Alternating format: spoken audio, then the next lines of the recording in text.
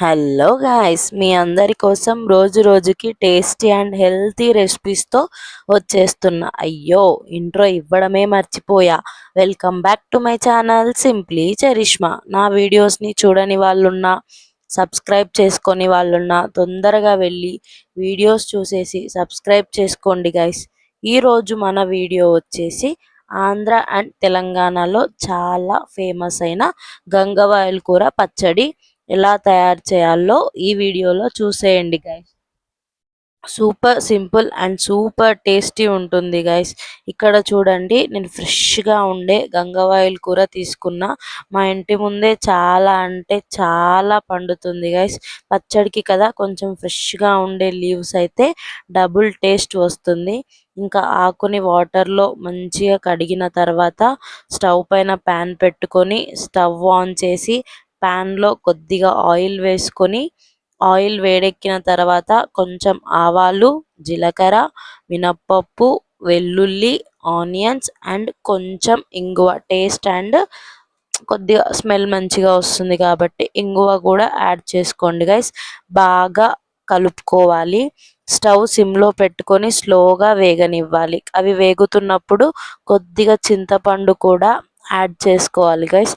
అలా అన్నీ వేసిన తర్వాత బాగా కలుపుకొని అవి బాగా వేగేంత వరకు కలుపుతూ ఉండాలి గైస్, ఎందుకంటే మాడిపోతుంది కదా. అలా కలుపుతూ కలుపుతూ బాగా వేగిన తర్వాత ఇప్పుడు గంగవాయల కూర వేసుకోవాలి.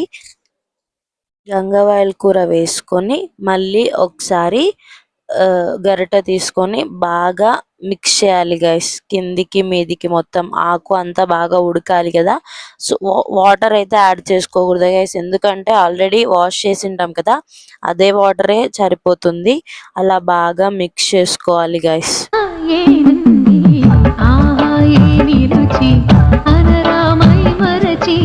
రోజు తిన్నా మరి మోదే తీరనిది.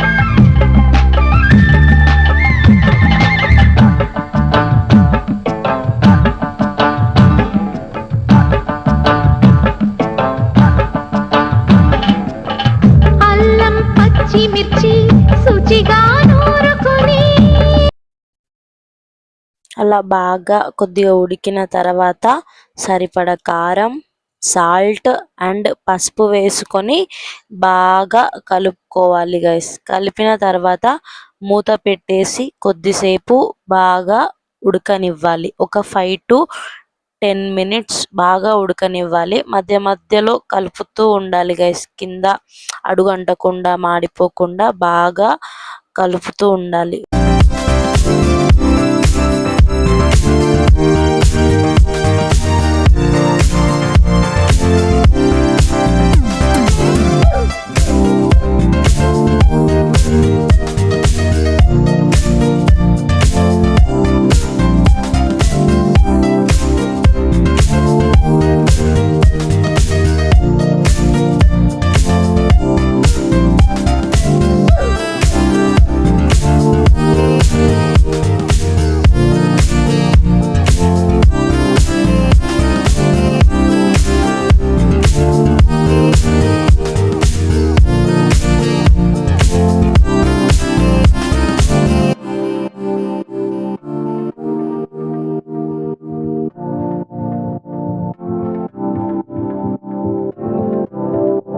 ఇలా బాగా ఉడికిన తర్వాత స్టవ్ ఆఫ్ చేసుకొని మూత పెట్టుకొని చల్లారనివ్వాలి గైస్.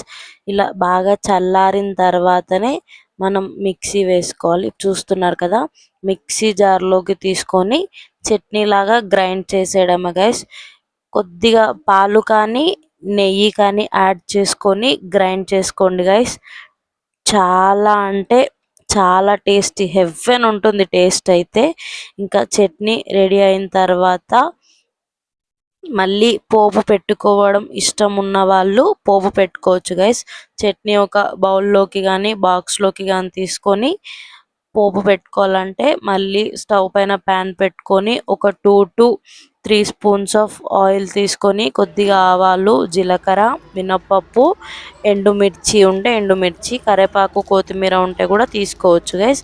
అలా వేసుకొని ఆ పోపుని చట్నీలో కలుపుకోవాలి గైస్.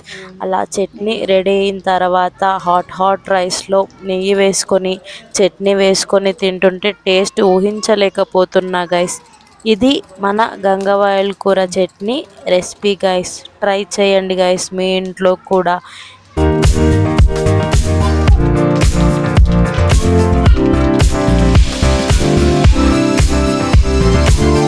ఇంకా మీ సపోర్ట్తో చాలా టేస్టీ రెసిపీస్తో మీ ముందుకైతే వచ్చేస్తాను గైస్.